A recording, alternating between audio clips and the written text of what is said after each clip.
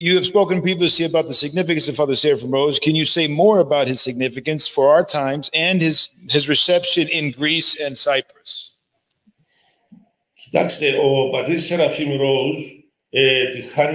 Look, Father Seraphim Rose is received by people that study the phenomena of the New World Order, the prophecies of the Holy Fathers and Mothers concerning the future events, as well as by those who have experience of Western and especially American culture. I personally consider him a prophet of our times.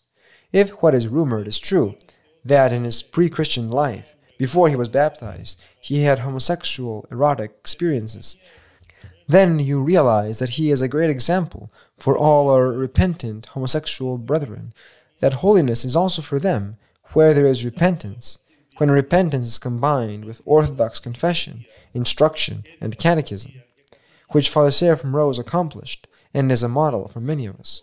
Είναι ένα υπόδειγμα για πολλούς από εμάς.